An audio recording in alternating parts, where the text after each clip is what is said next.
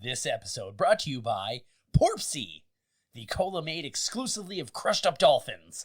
And also by Schneike. Make sure to get a new pair of Air Farleys. Hey everybody, we're watching Spider-Man Into the Spiderverse, and you are listening to Miscast Commentary. You're listening to Miscast Commentary, where two guys have seen way too many movies and have way too much time on their hands. I have come here to chew bubblegum and kick ass. And I'm all out of bubblegum. Now here's your hosts, Joe Finley and Todd Murray.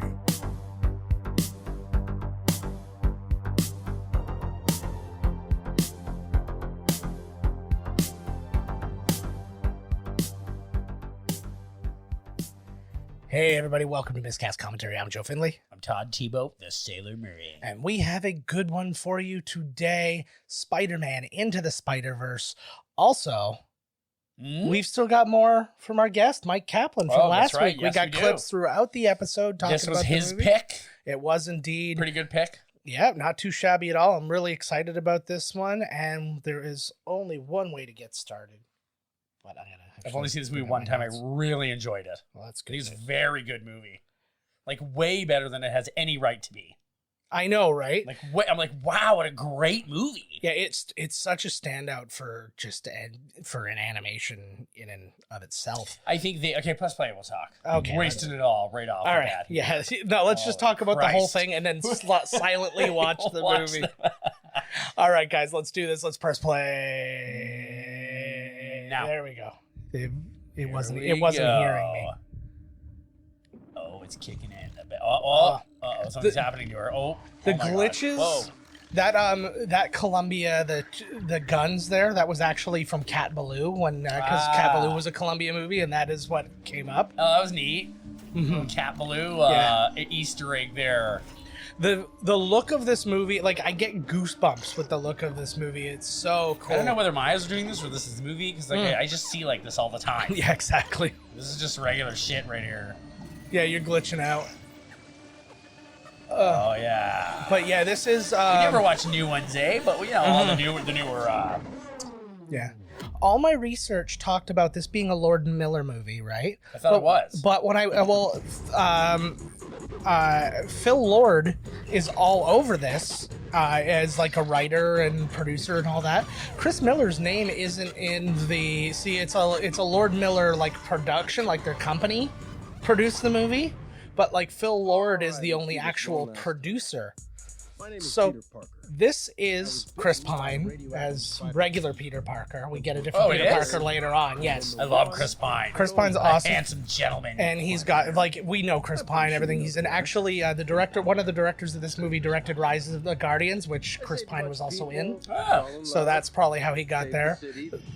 They're doing a lot of, like, this is all the old movie Spider-Man stuff, like that was stuff from, yeah. I did this. Originally, apparently, Tobey Maguire was supposed to do the voice for this. They were in talks to do that, and then they thought people would get confused. I don't really know why they would get confused, but Oh my God. that popsicle is like a nightmare. But it's way more Deadpool than Spider-Man. Yeah, as well, totally. right? But yeah, Yeah, the look of the movie is really neat. Oh. Like this, I didn't know whether I was gonna like it. This grainy, not grainy, but like, yeah. They give you those comic book dots. yeah, the pointillism exactly, yeah. and it's It's so such a cool. neat. I think Lord and Miller needed a win after. Losing Solo. Yeah, So talk about Phil Lord. So yeah, he wrote Cloudy with a Chance of Meatballs 1 and 2, Lego Movie 1 and 2. He directed 21 and 22 Jump Street, all with Chris Miller as well. They co-created Last Man on Earth with Will Forte. Chris Miller, like I said, he's not in any of the physical like producer roles or anything like that other than his thing, but he does do like extra voice work in this. The design for I just noticed he's wearing Sony headphones. course he I guess is. it makes sense. that's funny. We were just talking about when I have my headphones on here because I got new Bose ones, and I don't know if I'm used to hearing the music so clean or what, but it doesn't like. Also, like the volume is like I only like it pretty loud, but this one's so quiet that if I go even close to the zone where I want to hear the level of music, the thing yells at me, and it's like, you're going to get ear damage. And I'm like, fuck off, stop warning me. Yeah, I know. It's like Nintendo when they're like, hey, you've been playing for a while. How about you take a break? I'm like, how about you fuck off? I've never seen that. Like, my eyes are bleeding. Like, yeah. It was only on the 3DS. Nice. So yeah, this design of Miles Morales is very much based on an image from Community when Donald Glover was dressed as Spider-Man. It was, I think, the season 2 premiere where it shows him get out of bed and he's dressed in Spider-Man pajamas, and that's where a lot of the basis of the Miles Morales look for this comes from. I just played the Spider-Man game on PS4. Yeah. And there's some side stuff with Miles Morales, and I thought halfway through the game it was going to switch to him. Yeah. But somewhere near the end, he gets bit by the spider. And then in the end of the game, he's like, yo, check this out. And then Peter's like, hey, I can do that too. And then that's the end. And I was like, I wonder if the same company's going to do the next game, and it's going to be Miles Morales. That's not a bad idea. Because they planted the seeds in the game itself. Yeah. I still think the biggest miss that Sony ever did with their Spider-Man movies, when Amazing Spider-Man, like, fans were clamoring for Donald Glover to be Miles Morales, to do something different with Spider-Man, because we just had a bunch of Spider-Man movies. Like, give us something different, and everybody was begging for it, and they're like, well, I'll do you something better. We'll do exactly the same thing instead of something different. And, like, people didn't react well to it. Like, I did not like the Andrew Garfield Spider-Man movies. They were garbage. There were portions of things that I liked in them, but it was so much of it that I didn't, and I was just like, And that's the there's a kind of a blurry thing going on sometimes too. I guess it's what they don't want you to focus in on. Well, I think a lot of that has to do with the way it was also produced for 3D, right? Oh, so it was probably to help things out a little bit. And it's hard, obviously, to create quote unquote focus for an animated movie, so that's them working on that as well. So we're listening to Shamik Moore plays Miles. He was in The Get Down and in Wu-Tang and American Saga. What? It's a TV show of some sort. And he's also set to return into the Spider-Verse Part 2 as Miles Morales. Oh obviously. my God, there's going to be like 500 more Spider-Mans. Mm-hmm. And this is Brian Tyree Henry as his father there, Jefferson Davis. Different name than his son. And the reason being, I was looking, I guess in the comics, Jefferson Davis is a former agent of S.H.I.E.L.D. Oh. So he didn't he didn't let his son have his last name to keep him out of danger and stuff like that. They killed him in the video game, his dad. Mm-hmm. Yeah. And then and then they had the what's it called? So yeah, basically by the time he was no longer an agent of S.H.I.E.L.D., Miles Morales was like roughly this age. Right.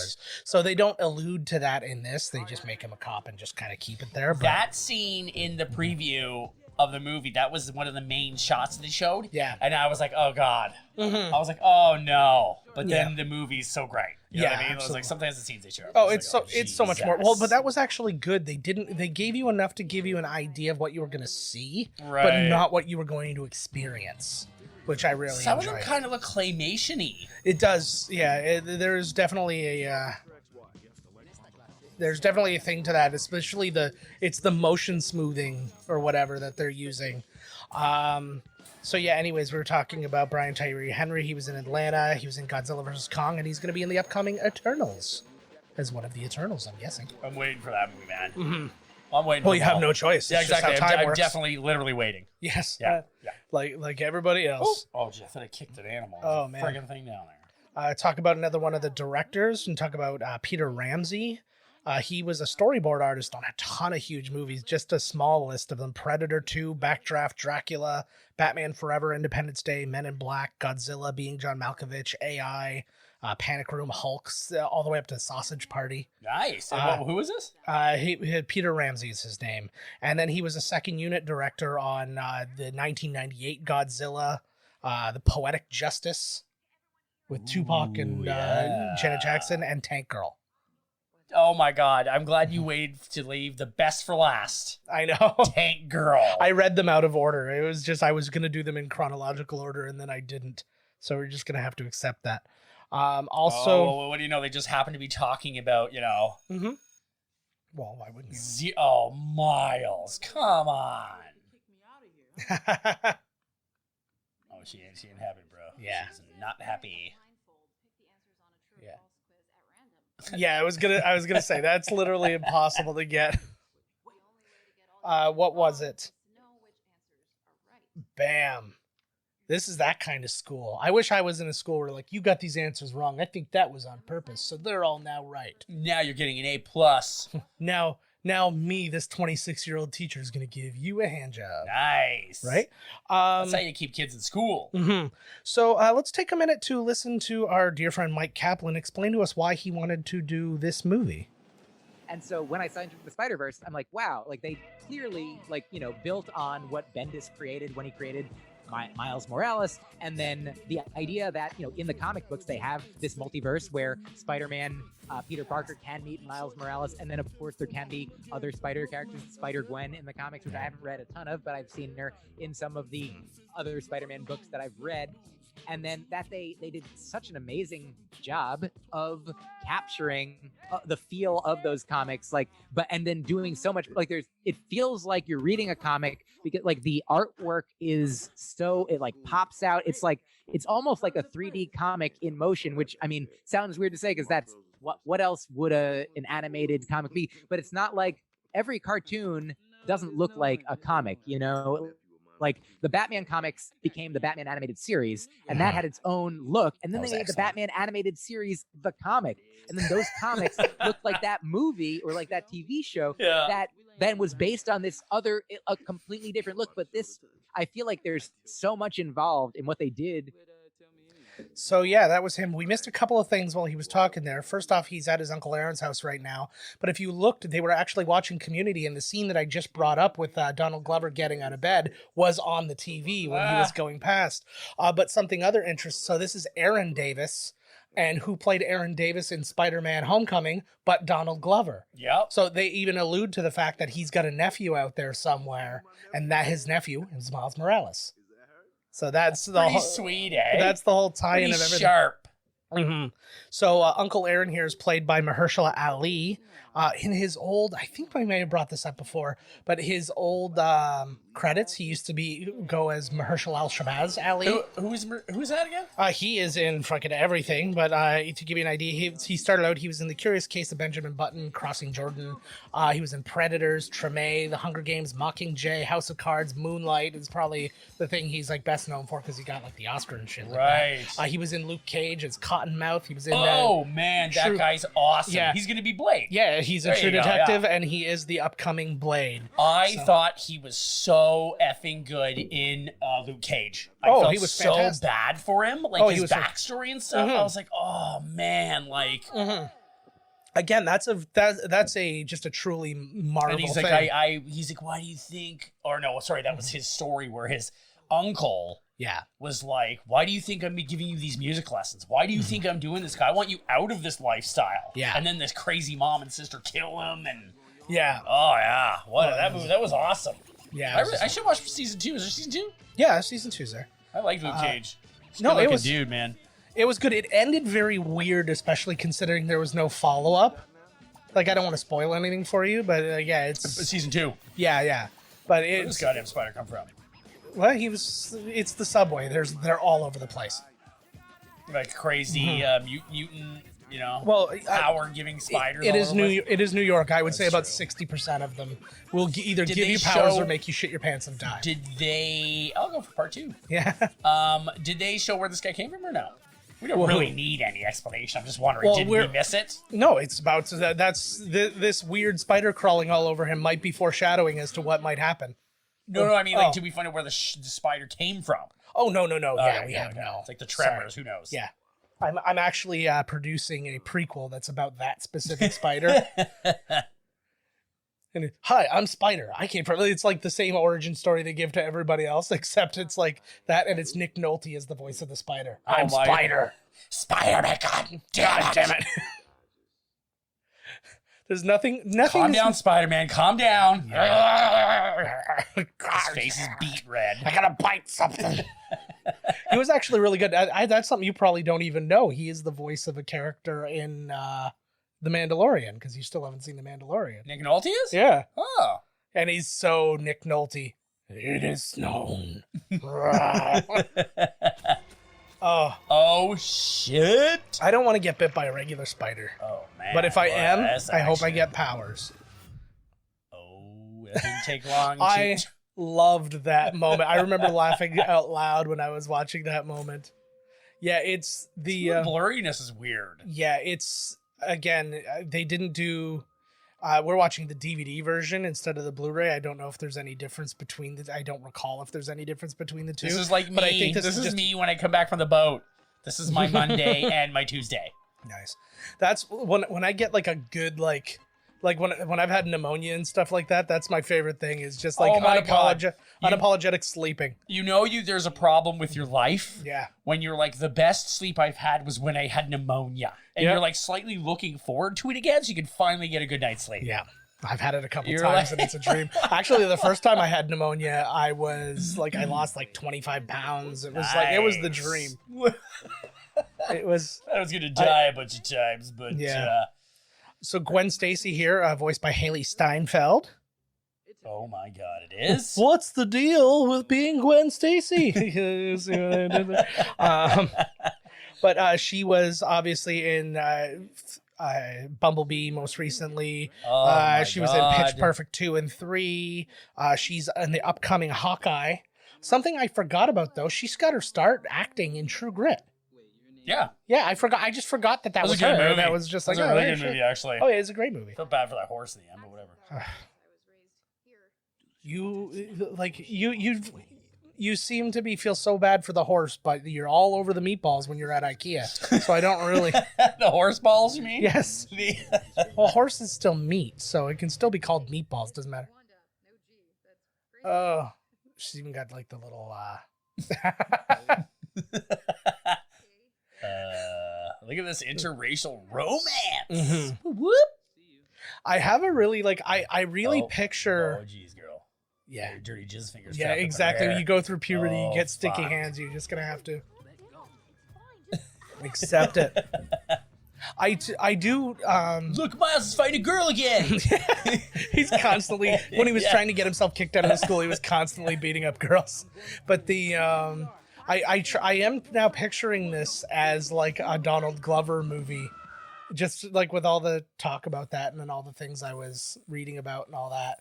I was like, I try and picture this now as a live action Donald Glover version of a movie, and I was like, that could be pretty fun. Oh my God! Like he's got the hairy palms and everything, bro. Her hair's getting closer to my wife's hair, who just like I cut her hair. I dig that look actually recently. with the side shave. Mm-hmm. I like it. She just needs like a plastic shield over her head, like Buddy from Fifth Element, for Gary Oldman. Yeah, I can get her that. The key to keep it warm. This is just a basic high school thought. Everybody knows my deepest, darkest secrets, and they can all tell, and they're all looking at me, and it's like, this is just. I wish I could go back to high school, not just for the girls, but because then it would be like no one cares. Everyone's thinking the same thing. Yeah. Everybody's like they're staring at me. Yeah. Not that dumb. I like the transition between like Miles Morales pre-Spider-Man and this version. Now he's getting like the thought bubbles and all the comic booky things and stuff like that. There were a lot of that also comes with when you get bit by a spider. I believe so. Oh, the guy go hide in his office. Wouldn't that be amazing? But there's some great comedy to this. Like again, this is very much kind of like a Lord Miller kind of triumph in this way, but it really makes me wish that they would have successfully been able to just get through Solo and like what that might have been, right, and stuff like that. I'm not even complaining about Solo. Loved it. I'm just thinking about what it could have been. I like that the word bubble there was upside down too. I don't think I noticed that before. I like all the little Easter eggs they keep throwing in. Mm-hmm. Like it's very smart, right? It doesn't mm-hmm. Shy away from the past and the old cartoon and that little Childish Gambino clip there where he gets out of bed as Spider-Man. Yeah. It's very, I think it's just very respectful to everything that it is. Oh, that poor bird. Oh, there you go. He's free. Shut the fuck up. Got to care about something in life, for Christ's sake. CG birds is number one. You really don't. I feel bad in like video game when I killed my horse in like Breath of the Wild. Oh God. I only lost one horse the whole time I played, and it was Me too. It was. And then I remember you could go and like get it brought back, and so I was like, I went back and I'm like, okay, everything's gonna be fine. Oh, right out of the comic you read, eh? That's kind of like in Tales of the Crypt. Yeah. Where the comic book is flipping, and he's reading his own. Yeah. We were talking about it earlier too, more Donald Glover stuff. He's like the star of this podcast so far. But you know how he had voiced Miles Morales in one of the animated Spider-Man TV shows as well. You saw D. Bendis was in his contacts. That was the creator of Miles Morales in the Spider-Man universe. Isn't Peter Parker in this Peter universe Parker too? Yeah, Peter Parker exists in this Miles universe, Morales but then you get a different Peter Parker from a different universe. Or yeah, because I remember dimension. they are in the same. Mm-hmm. Yeah, and this is one of those things because we talked about. Sure, his dad's like a mole man. I know, right? Or his uncle. His uncle. Well, because he goes places where he can tag shit, where no one will ever see it. Yeah, because that's how you start it off. Well, you got to apply it somewhere, right? You know what I think it is, though? I think it's got something to do with almost like a cave painting or something like that. Like you almost want it to be like an archaeological find. Right. Where like somebody comes across this. I was wondering where you're going with that. I was going, oh. Yeah. Well, I'm going to get the podium out. Yeah. But this is I love Spidey sense. That's one of my favorite powers that he has, and I feel like they haven't used it enough more recently. Like I don't think they used it at all in the Amazing Spider-Man. They used it pretty well in the original, like the Tobey Maguire Spider-Man stuff. But only very recently they started kind of giving you a little something. Like I think like Infinity War was the first time you got anything where he got like the hairs stand up. And he turns around. Well, he definitely used it in the new movie too. He was using it against the. There he is. And called it his Spidey Tingle. So this is the Chris Pine. I don't really understand why they got two different voice actors to play two different Spider-Men, because it's Peter Parker in both Spider-Men, like in both universes. So why would it be a different guy, different voice? Yeah, makes sense. Give me a different voice. I don't mind it at all. I just like it was a weird decision for me. Ooh, holy shit! That is a lot. So that version of the Green Goblin is actually voiced by Jorma Taccone from The Lonely Island. Another guy who has been friends with people who worked in the movie and stuff like that. Lord Miller. Oh, I like that. Boom. Other people. Was it Rodney Rothman, I believe, was a producer or something on that Pop Star Never Stop Not Stopping or whatever it is. Never Stop Stopping? Yeah, there you go. So these are from another dimension. No, these are all from this current dimension. Look at the size of it. Is that the Green Goblin? That is the Green Goblin. This is based on one of the comic versions of Green Goblin where Norman Osborn mutated. And then the wings are actually based off of an animated version of him as well. So they just kind of like created a super big version. Go Spider-Man. Catch that other Spider-Man. Spider-Man is I think he's one of my favorite just like lone superheroes. Oh, he's amazing. Everybody loves friggin' Spider-Man. Well, but again, I think there's something so much more human about him than any other, because like, you know, you're Batman. Ooh. He's sensing his sensing. Quick, touch my hand. Let's see if we come. But like, no, you know what I mean though? Like, Batman and Iron Man are like billionaires, so they can like make anything happen for themselves. Superman, Captain America, all these guys, Hulk, are given like this extraordinary whatever. These guys have extraordinary strength, but there's so much more humanity to them than the other guys, I feel. Spider-Man's hella strong. Yeah, well, absolutely. And I think I was explaining that to my wife, like when he was like catching vehicles and stuff like that. I'm like, I would argue he's stronger than Captain America. Yeah, he is. And I was like, out of like the people, he's like in the top 10. Yeah, I was like, in the people in the MCU, I'm pretty sure it's just Hulk and Thor that he's not stronger than. And Captain Marvel. Captain Marvel, yeah, I would guess. And Scarlet Witch. Yeah, but he's stronger than her, just not more powerful. Right, I got it's difference. Like she can lift up a car with her mind, but not her arms. Who's this one? That's the Prowler. the Prowler. It's a really cool look to him too, and as this comes back later too, Whoa. like they very consistent look. I don't know, like this is the thing about Spider-Man 2. He has so many bad guys, and I don't know a lot of them, but he's one of the guys who like he doesn't have all the same friggin' like, you know, I've complained about the Flash and Reverse Flash and Zoom, and The Reverse Flash is the only one I like that's like that. but like it's every single time it's like Iron Man would be like, oh, I gotta go against another mechanical guy. Right. It's always like that kind of thing. I was like, Spider-Man, like DC probably does a better job at that, at not having that like crossover all the time. But like Spider-Man has always had that really good. This is a crazy version. Oh, there he is. So this is Liev Schreiber as Wilson Spider-Man's got Fisk. tons of cool bad guys. Yeah. Not as cool as X-Men or Batman. But I like that you can also use them in other places too, right? Because I mean, Kingpin is also a big Daredevil. Daredevil, because they're all from New York. Yeah, exactly. So, but I like that too, and I also the slow burn for that. Oh no, Kingpin's opening up a portal to another dimension. But I like this too because he is, like right now, Miles Morales, who's your main character in this story, is talking, like he's basically like just a bystander in what's about to happen here. Who? Miles is Oh like yeah, a bystander. well, Like he's like, should I help? He's like, jeez, no. Like, yeah, he didn't even know what he's doing. yeah, this is the best you could do right now.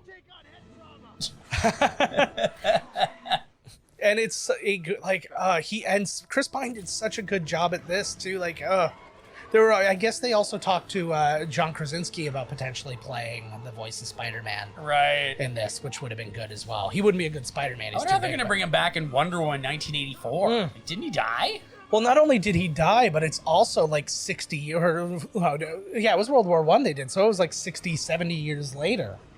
So yeah, I have no Something's going on. earthly idea how they bring him back, but he's back because like you see scenes where he's not used to like anything, and like he thinks like a trash can is like an art installation and stuff like that, which seems a little too fish out of water for me. Right. I'm like, I'm sure he's seen a trash can, like Nope. yeah. Nope, back in the like No fucking way. back in the 15 era, we used to just throw garbage at the Irish. Oh, Norman. Look at that big old. He's got to get a big old toenail clippers for those bad boys. How's he clopping those off? For sure. The other thing too is, so like obviously we were talking during Far From Home that the MCU is technically like Marvel or like Earth 199999 or whatever. So this one actually like deals into the proper versions of the Spider-Verse, like Earth 616 and all this kind of other stuff, right? Oh my god, is this one dying? I don't remember this movie. Yeah, this one is dying. Oh my god. See, this was the confusion we had. I don't have it in our clips today, but originally I had corrected Mike when he was talking about Jake Johnson playing Peter Parker because I was thinking about Chris Pine. So, forgive me. No. So this is the Spider-Man from this actual universe. Yes. His. No way. Which I don't know the comics well enough to know if he had replaced Spider-Man or if he was like. I think he does replace him. Yeah. It's heartbreaking though, because it's somebody like this, and this gives them an opportunity that nobody else has. Like, you don't get to kill off a major, unless you're fucking X3. You don't get the chance to kill off a major comic book character in one of these movies. Oh, it's talking right? about Tombstone there. Yeah. Yeah, I keep looking at him, and I think that dude from what's it called, Avatar, and that should play him. That guy with the gray hair. Oh shit! It can be worth the risk. It's Liev Schreiber, man. He's the perfect voice for these types of things. I didn't know that there were so many. There are a lot of villains in this one. It's like, I feel like they thought because they were taking such a big swing with this movie that they were not going to get an opportunity to do another one. So I think they just fit in everything they wanted to. But this isn't like the other Spider-Man movies or any others. Like, that's brutal. But this isn't like the other Spider-Man movies or any other one where you're like, oh god, too many bad guys, blah blah blah. It's like this one perfectly peppers them in. Doesn't like, you don't really have to deal with one, then deal with the other. It's like kind of an amalgam. And Right. it's, the Did music. he just murder Spider-Man? Yeah. He just literally pounded him to death. Whoa. And I was like, and again, this is essentially a kid's movie. Bro. The Prowler too. He was a scary character. Like the music they put with him and all that is. Woo. Run, Miles Morales. Woo. Yeah, they did such a good job. But again, I don't know what it is. He's got such a Deadpool. Like he looks like a mixture between Deadpool and Spawn. Oh, buddy, here the Prowler. Yeah, the Prowler. Like it's just. Yeah, you got to figure out how to let go of shit, I guess. Me too. In life. I like his little techno boots. Yeah, he uses those, I guess, like, well, not I guess, they're pneumatic boots so he can, like, jump further and stuff like that. It looks like he's got, like, some kind of rockets on them, too. Woo! Those That's a neat little shot. Those little flashes. Apparently, if you look really carefully on almost every train shot, you'll see Stan Lee. See, that sound is just amazing.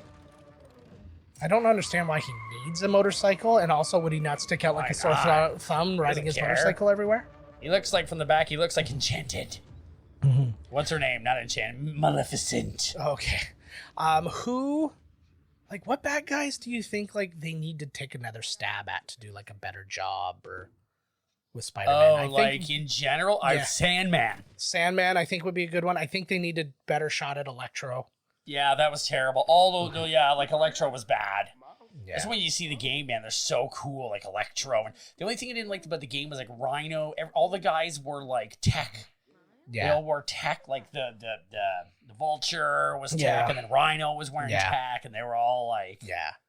Which I get, because, like, you're not going to just have a guy dressed up like a rhinoceros. Sure, he's got to be strong. Well, he's got to be strong, but, like...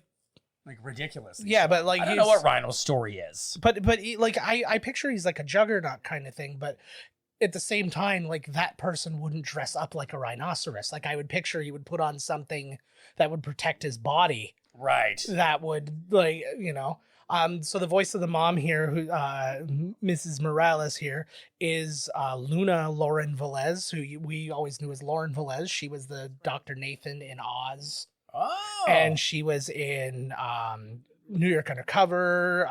She was in Dexter. What else was she in? How to Get Away with Murder. I've always really liked her, but yeah, she's... I don't know why now goes. I don't know if maybe Luna is her legal or like her actual birth name or something, but now she's going under Luna Lauren Velez when she does things. But your parents in real danger here, man. I'm pretty positive that Wilson Fisk has some pretty serious fingers in all the pies here. He'll find you. Yeah. I like to this is a heartbreaking. I totally teared up the first time I saw all this with the morning of Spider-Man and stuff like that. Oh man. It's the best they've ever done anything. Like when they killed Superman in Batman v Superman, I didn't feel anything. Nobody did or anything in those movies. Like it was just like Spider-Man's dead. I know. Wow. But so I tried to, like, this one, I don't know, I think I just activated my empathy, right? Like where it was just kind of like, where I was kind of like, activation. No, but it was like, what would it feel like if you were from that town and you've been saved by Spider-Man, or somebody who's been saved by Spider-Man, and he's essentially the most famous thing in your town. So no way, the cowboy in his underwear, yeah, playing the guitar. Oh, yeah. That guy's the most Naked famous. cowboy. Come on, Spider-Man, whatever. So Stan Lee, he was still alive. Well, obviously he did this voiceover role and stuff like that, but he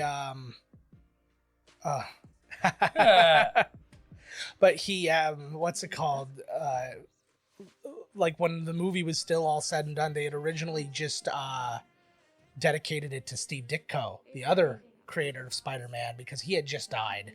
But then, like, just before the movie came out, Stan Lee died, so they had a quick chance to dedicate it to him. Oh, Spider-Man merch is flying off the shelves now. Mary Jane is voiced by the lovely Zoe Kravitz. Nice. And Zoe Kravitz, something I didn't know about her, She was in the Lego Batman movie as Catwoman, and she's in the upcoming The Batman as Catwoman. Yep. So I didn't know she played Catwoman in the other thing, too. I cannot believe I'm going to have to start it right now. Mm-hmm. My boycotting of this film. How can you have a black woman playing a white woman? Yeah. I got to get on my Trump Twitter feed later and really lay into this one. Yeah. Nah, she's light skin. She's light skin. It's fine. She's mulatto. Yeah. Jason Momoa's her stepdad. It's all cool. I know. Jason Momoa's the man. It's all cool. Lenny Kravitz is half Jewish, so everything's cool. What if... I love going back down the stairs. Nope. Zoe Kravitz also was in X-Men First Class, Divergent, Mad Max Fury Road, all the Fantastic Beasts movie. Well, she was in the second one. She's got a picture of her in the first one. She is an old Big Fantastic. Little Lies. She's in more stuff than I thought she was in. She plays the second Fantastic Beast. She's like in, and you find out she was like the love interest of Newt Scamander there. And then she's actually a Lestrange, who is like that's like Bellatrix Lestrange and all that kind of shit. You didn't stick that time. No, but I guess you gotta miss. Like, it reminds me of the Matrix. Like, everybody falls the first time, right? Fucking kid. Yeah, that's why you don't bring that I thing know, with like, you what to the try your first hell? jumps. It's like, I'll just keep this super, whatever the hell. That looks like church right in the middle of where I used to live. No, Keefe House there. Yeah. Oh, Ed Ryerson. Yeah. Yeah. Oh, yeah. That's totally. Do you have a preference for which version of Spider-Man, like the guy who slings webs out of his actual wrists, or the guy who has his own? I dig the making machine? the control, because Yeah. that was the original one that I knew. Like, he could stick, he was strong at all the time, but he couldn't do he didn't shoot the webs himself. Well, He was running out of it. That was commercial break. Oh no, my webs have run out. Well, I like that, but I also like that really is the one time you really gets to let out his science, right? Like, I've developed this stuff, Right. Well, he doesn't need to do anything now because he's the Tony's boy, so he'll just get. No, but he still does it in the movies, like in Homecoming and stuff. Well, he developed his own. Oh shit! Is this the Prowler? I want to find out. Oh, so now this is.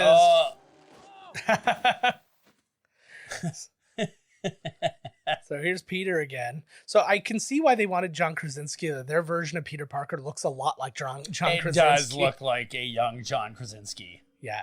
He looks like he's going to look at the camera and smirk at any moment. Why can Miles Morales just shoot him out of himself? Yeah, apparently so.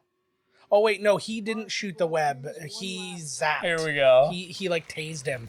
So here's the first of our origin stories. So this is how they separated them two. He's Peter B. Parker compared to Peter Parker. Right. But so we are the only one and only Spider-Man as far as I'm concerned. Peter B, not Peter P? Peter, I don't know what the other Peter Parker is, but he's just. Oh, there was the shot from the other one there, the upside down one. My wife just passed by and then mouthed at me, "I fixed something," so I'm very proud. Yeah, your marriage. No, probably not. That's. See, this is I get all depressed him getting like this is divorced fat Peter Parker. Although I do think that's a funny thing. I always think ass up. Yeah, I do too. Face down, ass up.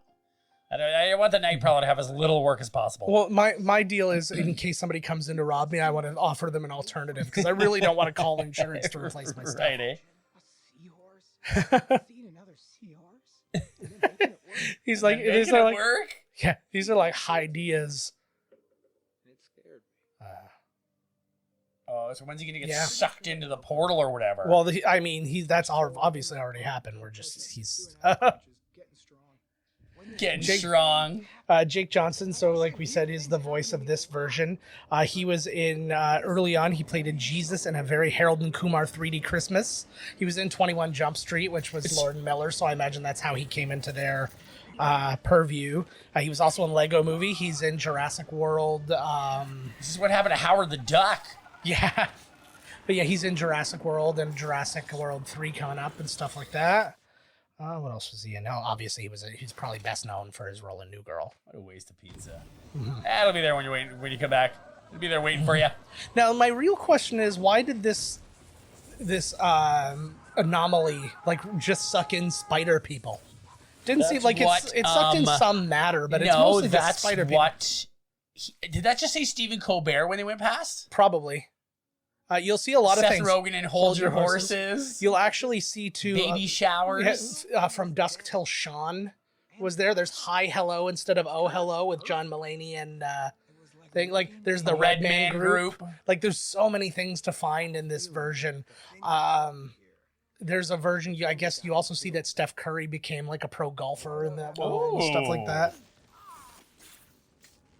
And now we're all caught back. There we go. Man. He's Spider-Man. Yes. Found a couple of Spider-Mans doing it at the old church again. Well, it's like, I mean, the web part would be a little bit trippy, but it's not that unusual right now. Literally half of the city is dressed up like Spider-Man. Yeah. So that's... Yeah. It's a good thing they can't see what color his skin is, or they would have opened fire on him already. True that. He's carrying a body. Like it would be the one time I would almost say it was justified. He's carrying a lifeless body through a graveyard. Yeah, but you gotta. There's explanations still, man. I know. Blast. Well, no, I don't mean open fire, like definitely, but I mean a gun drawn saying stop. I know they would, but. Whoa. Oh shit. This is what a way to wake up. Oh, like your own gravestone. That is, like, I don't know, like, I've never had the personal, like, fear of it, like, we're not fear of it, but like, yeah, but I've never had the personal nightmare of it, but like, imagine, like, being in a world where you could look at your own grave like that. That's a bit much. I'd dig myself up and molest me. That's what I would truly want. Yeah. I know what I want. This better not be a fresh body. Oh my lord. You just dig up a skeleton and you whisper, hey, want a bone? And then you laugh until you're arrested. Because you don't even get a chance to do anything. You're like, oh, I just nailed it. Oh. I hear that all the time. Come on. No, I know. He should have like woke up and passed out multiple times through this. Oh. I guess he sort of does, eh? This guy's gonna have the worst fucking headache ever. The music in this is really good too, I find. Did Kendrick Lamar do the soundtrack or something? He did Black Panther. I don't know that he did this. I think he's on. Oh yeah, maybe I'm thinking Black Panther. Yeah. He curated Black Panther. I think he's got a tune on the soundtrack though. Oh, I'm sure he does. Kendrick Lamar has a tune on my soundtrack. I was like, one day I was just in a store and there was just like Joe, and I looked and I'm like, oh, it's mostly Kendrick Lamar. I'm like, you know me. It's mostly. It's mostly the same song. The movie's over. Oh, yeah. No, we're back. Well, that was like, I don't think we talked about it. You know, the Impractical Jokers movie? Is there one, or they made an Impractical Jokers movie. It's out. It's on, like, demand. They did something really funny. I guess for their soundtrack, they wanted 12 tracks of Paula Abdul's Forever Your Girl. Right. And they were like, well, you can't release a CD of the exact same song 12 times. Nobody wants that. So they went around and they got multiple different artists to record covers of Forever Your Girl, like Method Man does Forever Your Girl. No way. And literally, it's 12 tracks of Forever Your Girl, but it's only one Paula Abdul version, and then everybody else is. And like, why there's like that song? I don't know. Well, it's. The fuck? I don't know if it's like what chicken or egg, because the plot of the movie, like they still do the hidden camera stuff, like the real stuff, but they have a scripted story around it where they meet Paula Abdul. And they invite her, or she invites them to like a party in Miami. So, but they only gave her, she only gives 3 passes for the party. So they then compete as they go across the country, and whoever has the most losses doesn't get to go to the party. Right. So, but then all of the hidden camera things are like you would expect. Right, it's real. Right, yeah. Right. So there's like a loose plot. Yeah, it's just a longer episode of the show with Paula Abdul. Essentially, yes.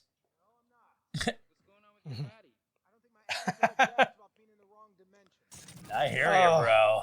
Yeah, that's how I constantly feel. Oh, it's maybe why I only sleep well when I have pneumonia. Yeah. Oh man, there's a lot going on in my dimension. No, there isn't. No. My dimension's got the thing going on. Got COVID. Oh man, I wonder if that hurts when he blips. Well, it seems like he's acting like he does.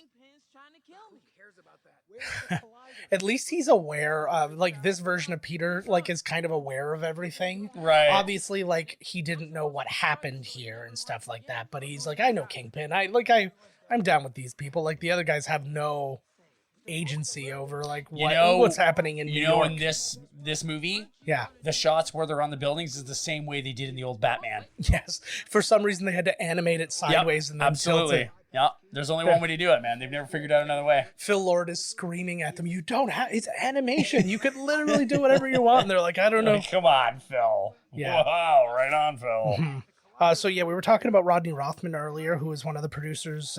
He's writer-director on this. He wrote originally for David Letterman, and he produced Judd Apatow's Undeclared, which featured Seth Rogen, which is probably why he was in that Hold Your Horses poster. And then he also produced Forgetting Sarah Marshall, Get Him to the Greek, things like that. 5-Year Engagement, also with Jason Segel. But you can see when you see the things that the directors and producers worked on, almost every single person in the thing lines up. You're like, oh, that person was in a movie. One of the guys did. This one's. It's all 7 degrees of Kevin Bacon. Pretty much, except Kevin Bacon's not in this. They're missing out. And then. So this Peter from the Other Dimensions has got a broken heart, man. He's pretty down in the dumps. Yeah. And then they do have, I guess this was their animation director, is Bob Persichetti, I don't know. Probably Persichetti. Persecuting Chetty? Yeah, persecuting Chevy Chase.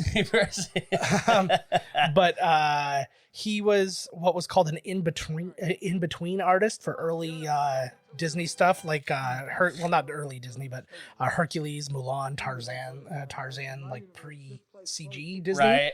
And then he became the story artist for Shrek 2, Monsters and Aliens. That sort of thing.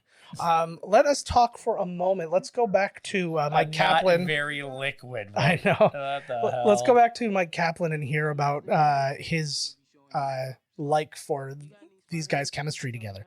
Are there any specific scenes that are real standouts for you? I do love all the scenes with the guy. Is it Jake Johnson? I forget. The guy who plays like the schlubby Spider-Man. He's from The New Girl. He voices. Oh yeah. That dude interacting with Miles. Like I love like when he's like teaching him. He's like like swinging over here. Like maybe when they're going to like the place where the Dr. Octopus is like in the lab where they're trying to steal stuff, and it's just I don't know. I'm like a heist fan as well, so I'm like, oh, this is fun with like a schlubby spider heist, Yeah.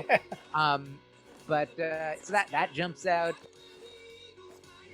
Okay, so that was that. Yeah, this is right where we get into this. Are Is they kind of his barefoot lessons. in the snow here? Like, do they not feel the cold being a Spider-Man? That's a good question. I don't really know. Is he barefoot? I imagine that he's barefoot because One of them is barefoot. Yeah, it's like I think Spider-Man is barefoot and Miles is not. I saw her in the documentary. Yes. Yeah. She looks like somebody very specific, and I'm trying like an old actress. school, like. Mm-hmm. So I'm curious to see who else. Like we talked a little bit about it last week, but I'm curious to see who else is going to be in the new Spider-Verse. I imagine they're going to bring some of them back. Like Spider-Ham's pretty popular, so I imagine they'll bring him back. Oh yeah, I think they all were out. The Noir guy will be back. Noir will probably be back. Spider-Gwen will probably be back. But they're bringing in he's got a slightly different name, but he was like this Korean Spider-Man that somebody tweeted and asked Phil Lord to bring into the new version, and then he actually tweeted back almost immediately with concept drawings of that Spider-Man. So because like they're like, oh yeah, no, we're already on top of that type thing. But yeah, when you see like the old, because it's just another animated Spider-Man. He's got super slanty eyes. I'm like, no, you guys made this. You shouldn't be doing stuff. I was like, it's his mask. It's not even like his face. So it is I wonder what they're gonna do in the next one, because you can't have the same. The universes are all coming again. No. Like, what I mean? Maybe Miles Morales will go the other side. That was my thinking. My thinking was somebody's gonna come across him.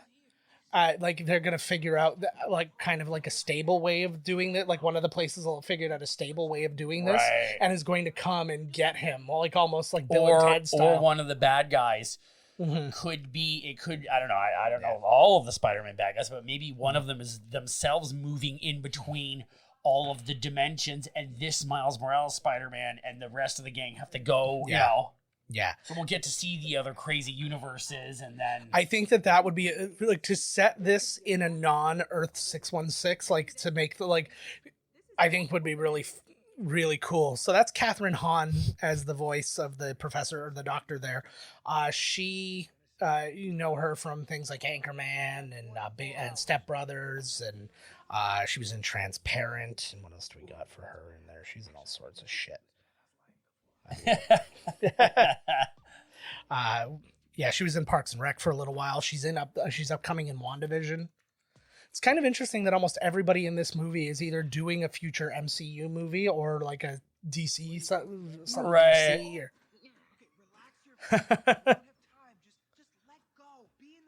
God, that would be the most frustrating thing.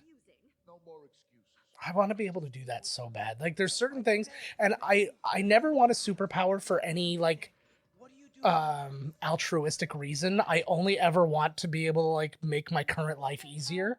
I'd love to be able to fly. I'd get to work in, like, 5 minutes. Oh, no, you get hit by a plane or something. Well, I'd fly low. I wouldn't be flying at fucking... mid-level. Although, no, I'd have to go way I'd up probably there. get hit by Drake's plane if, like, the friggin' Raptors won the NBA You title go right again. into the friggin' propeller, you know, right into the thing like a goose. Mm-hmm. Oh, he is. I love its track, like Spider-Man with track pants and bare feet. Whoa. Man. Yeah, he's got a, he has a lot of extra powers. It's pretty... When I get into Spider-Man, Miles Morales turn invisible. Apparently he can. I don't know much. I don't know anything about him. So, like, anything they That's said... way too much. Come on. I need to write it down. This was actually, did you see this twist coming with this doctor? No, I don't remember what happens really. Oh, okay. Yeah. So then we got time to figure this out. She does look, I'm losing my mind though, because she looks like a real, she looks like an actual actress, not Catherine Hahn who plays her. She reminds me of, what is her name? She was in The 40-Year-Old Virgin. She was his girlfriend. Oh, Catherine Keener? Catherine Keener. Okay, yeah, I could see that. That's Catherine Keener. With like a crazy hairdo, I guess. Wig. Oh, shit. That is the desktop of a I genius. have to look into Miles Morales. You can turn invisible. Come on. Well, I mean, they've all Oh, that's like Q-tip the gem into your brain. Yeah, they've all got to be different, right? Like he's... Oh. Uh-oh, Spider-Man. Uh-oh. I like that he makes the computer face and like it's also a head. Oh. It's like Max Headroom. I wonder how hard something like that was to animate, like to de-shape them and reshape them and stuff like that. I have no idea. Like this is like usually when I'm watching Filmmaker, Octavius, she's Dr. Octopus. I had no clue, and it was such an awesome. I was like, oh, I didn't even think about you. But this is another thing they did because they got. Neat. Yeah, she's got weird pumpy arms. Yeah, like they look like they're. Yeah, it's like pumping like an energy into them to like strengthen them. But yeah, it's like it made of bubble paper. Yeah, it's cool too because like they took almost exclusively comedic actors, and you say comedians make the best dramatic actors. Yeah, and then I guess it's probably because it's easier. Yeah, it's easier to get a comic to be dramatic than it is to make a dramatic person be funny. So I guess what maybe Doc Ock is the man in the other Peter Parker there's universe. Yeah. She only got 4 arms. Yes. That's not an octopus. Well, no, but she has... Well, no, that's correct, though, because she also has 4 limbs, so she has 8 total. Oh, you're so fucking smarty. I was going to say, yeah, regular Doc Ock only has 4. Does he? Yeah, he doesn't have 8. I'm trying to think of in the game, too. Did he probably... Yeah, he probably only had 4. Yeah. Look at that blur. Yeah. No, I know. It's... But they were, like, not... We weren't, Oh, shit. This, like, feels like it's like a Hydra kind of place. Man, you gotta bring your super laser beam to lunch with you. Jesus, can like a couple? Like, does everybody have to get? It's like the States, right? They all got their gun on them for lunch. It's because it's winter. I was sitting there like because we're seeing the snow and all that. I'm like, why is nobody eating out on that beautiful terrace? Like everybody's eating inside. I know. Well, now it's fall. Yeah. They had an early snowfall. Yeah. Well, it could be like here, where there's a fantastic photo of somebody did. They made a snowman, but they decorated him with the dandelions that have already grown because it was spring. Dandelion. Yeah. Swing. Man, I would love just swinging around, eh? I know. Fuck. That's the one thing that I really just want to be doing in that Spider-Man game. Like, I don't have like a PS4 or anything, but like that's the one thing that I would that I just want to spend all my time doing. It's again because I'm not interested in playing a video game for the video game. I'm always just interested in wandering around aimlessly. Give her. This movie's is definitely reaching my quota for action. Yeah. It's animated. It better. Yeah. What are you talking about? Toy Story had very little action, and you were fine with it. Toy Story was amazing. Yes. It had the emotional resonance that can fill the void of action. Yes, for sure. But this one does too, though. Yeah, this one's got it all. I think that's why this is like one of the better Double animated. tap to release. Yeah. Just like my penis. That's a lot to remember, but I guess you get a muscle memory about it. Oh, right? yeah, it's like playing the game. Yeah. It's like playing a video game on a controller you don't play with, like you're used to PS4 or Nintendo, then you play an Xbox game, you're like, what the fuck? Like, for sure. I don't know when he shows up, because we were talking about Jason. oh, fuck. Or we were talking about like that Peter Parker looking like Oscar Isaac, like the actor, right? And Oscar Isaac actually like does a quick voice in this movie. He plays like interesting man. Everybody, interesting man. He just plays interesting man. Oh, is that like what he's credited as? Yeah, that's his credit. Is interesting man. Oh, here it comes. The music's kicking here. I like that look too. It's like the genuine scientific interest of Doc Ock, right? The only one who can beat a woman is a woman. That's right. Because I mean, my knowledge of so many things Spider-Man, like Gwen Stacy and things like that, they only come in as they're introduced in the movies, really. So then I didn't know that there was a version like this with Spider-Gwen. Oh my god, there's way too many. This movie does a very good job of making the other ones not stupid. Like when I heard about all these other Spider, I was like, this is so dumb. But then when you say, okay, they're from other dimensions, and it's like when you're watching Dexter, it's like, how many fucking these serial killers can you know in your lifetime? This is, absolutely. This is the one thing, like I think that this is another thing that Marvel does that DC doesn't. They're very like they don't limit their. Her dad's also a cop. Yeah. There's Lizard. Her dad was a cop in the Amazing Spider-Man as well. Spider-Man? No, remember in the Andrew Garfield one, Dennis Leary was her father, and he was like, that's right. But yeah, like Marvel does. I don't think DC does it, but I don't really know. Marvel just lets their writers just write whatever the fuck they want. They're like, don't worry about what other storylines there are. We'll just say it's a different dimension, or it's just a different storyline, or whatever. And it's cool because you can get a lot of different things. There's is that a Mr. Potato Head movie or something? Instead of the weekend, it was like the Kiss End or something. It said. Yeah. Not my New York. Spider-Man. Coco, what She's now? A sexy little thing, eh? Yeah. Told me to head to Vision's Academy. It's Vision. Oh, Ooh. Vision. It's his academy. That'd be amazing if you just saw him like phase through a wall and you're like, oh my god, Vision.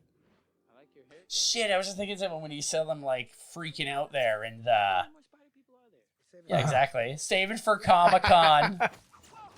I love that too. Like everybody's got their own experience and stuff like that. Some people have Earth experiences, some people don't. I feel like if he doesn't know what Comic-Con is, I feel like our dimension is the one that Peter B. Parker just came from.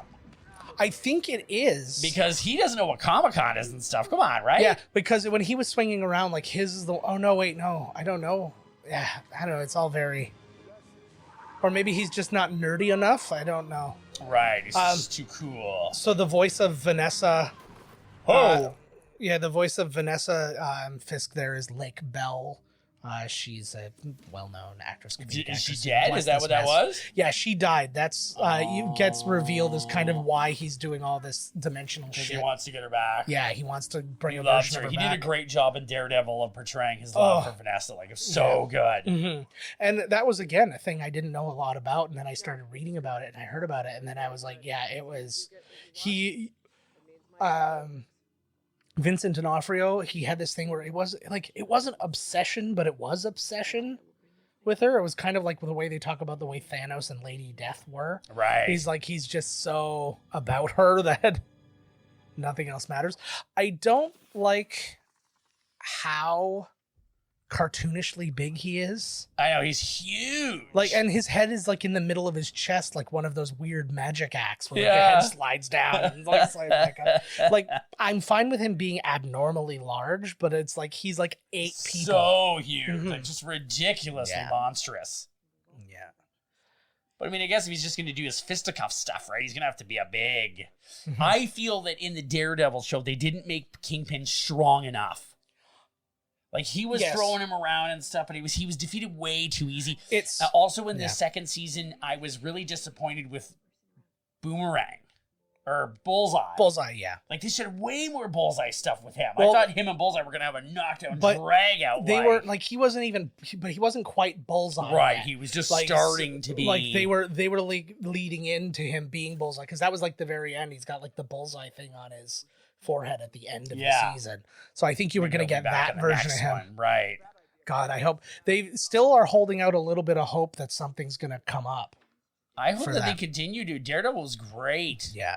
I think they're literally just waiting for it to finish.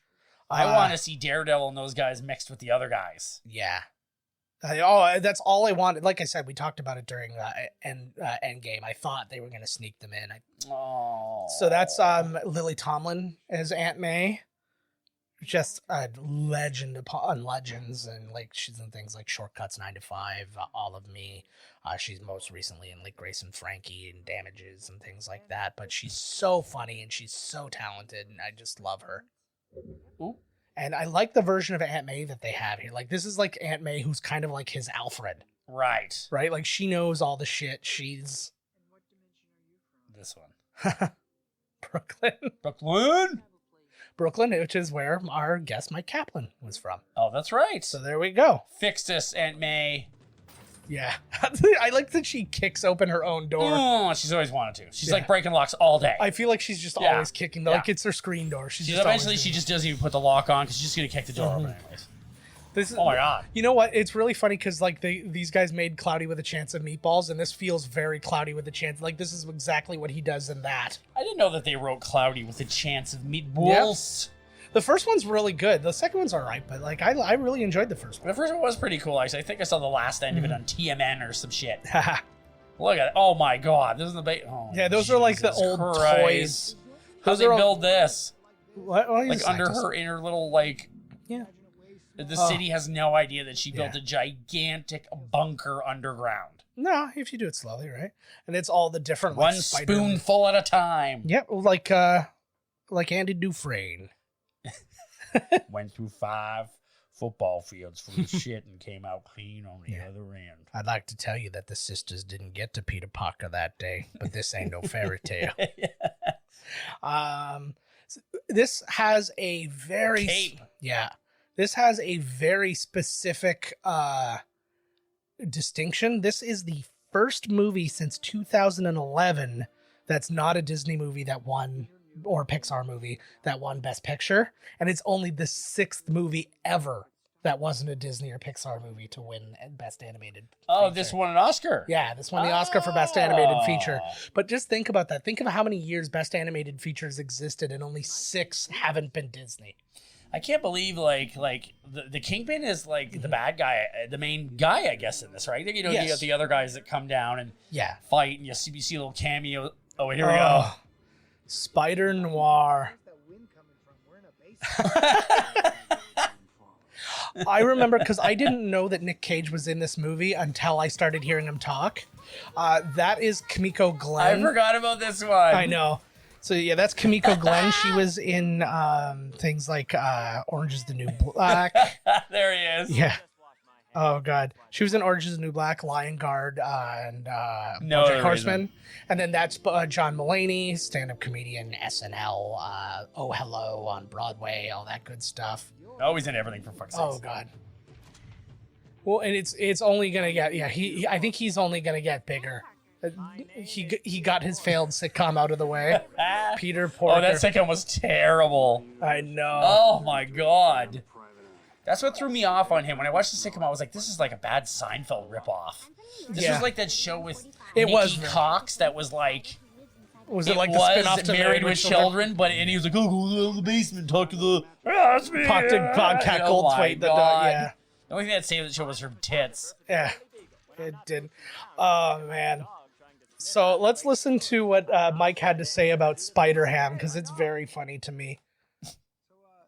I felt like the Spectacular Spider-Ham was like, I was like, oh, it's weird that this character is in a movie that it's not serious, but it's like his comic book was, it seems like, I feel like he didn't interact with the real, universe, the Marvel Universe Spider-Man very frequently. I'd never experienced it. So I was like, how does this character even make sense? But I love John Mulaney. I love what they did. They're like, we don't worry. We got it under control. We know what we're doing. We're very good at making this movie. Yeah. And I trusted them and believed them, and they were correct.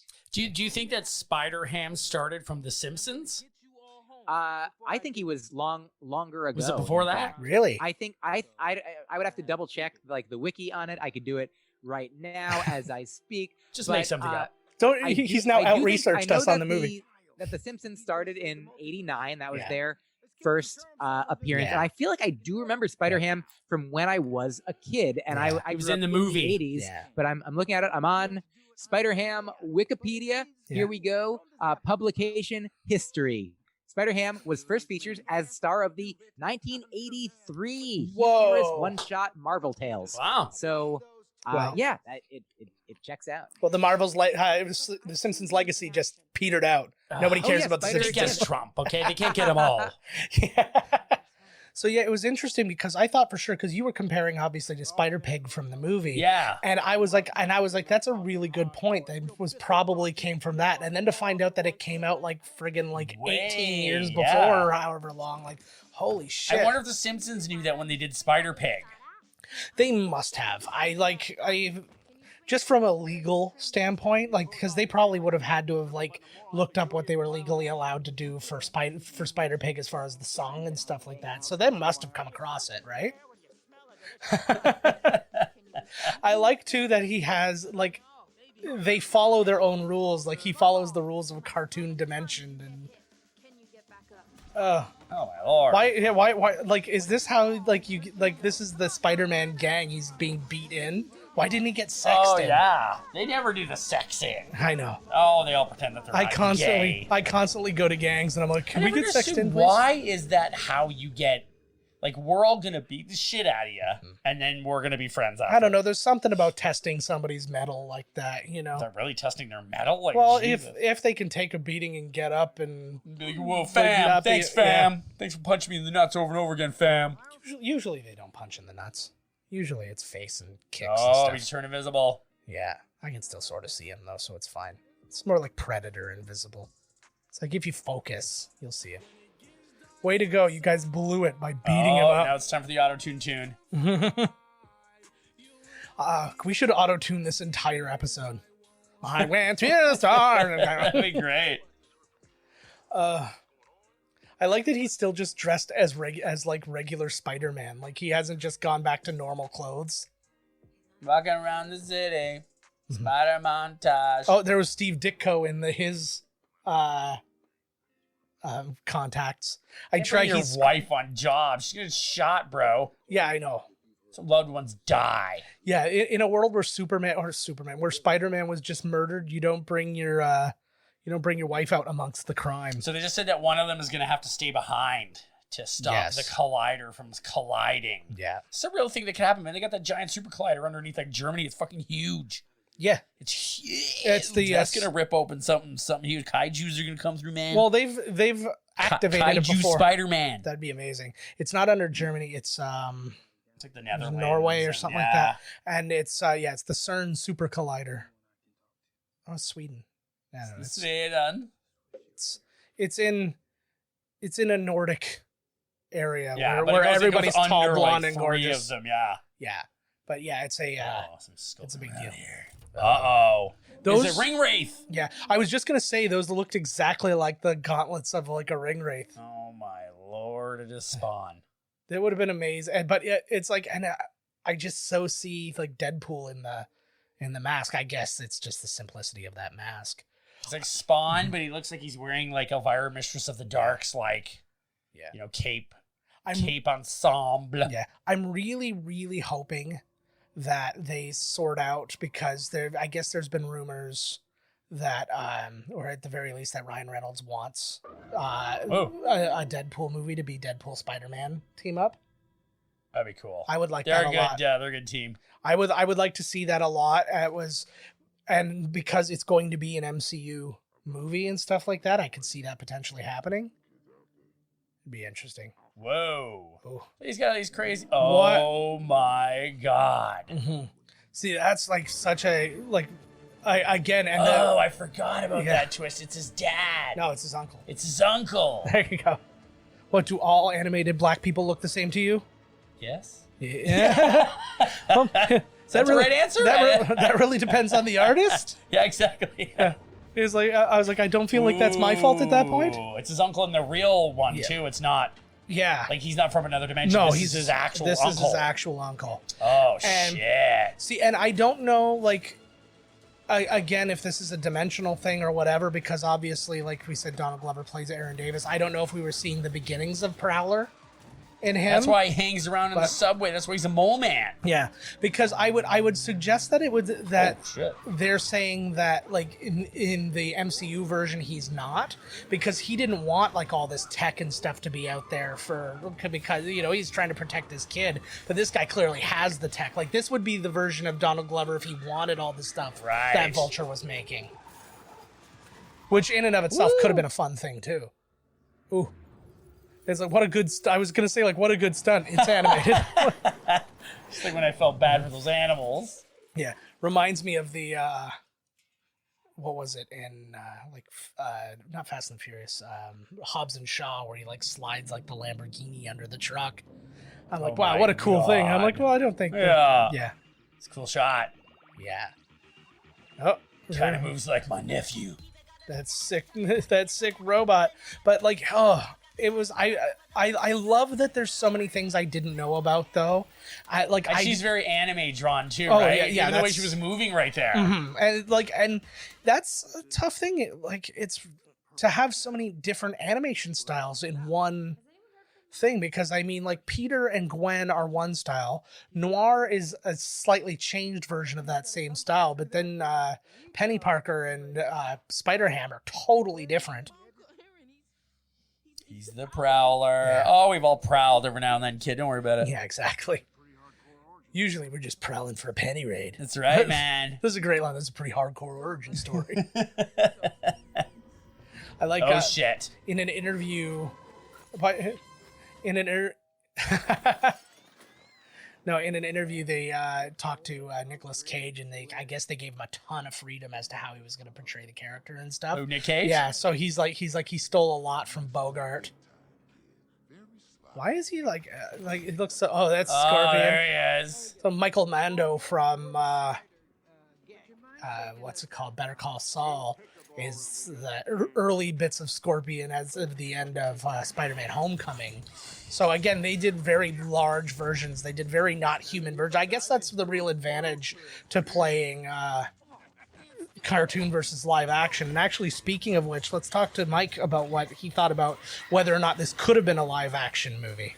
I don't think about this a lot during animated movies, but I do during superhero ones especially just things being what they are now in filmmaking. Could this movie possibly have been made live action and still maintained a level of the style and the tone and everything that they were going for in this?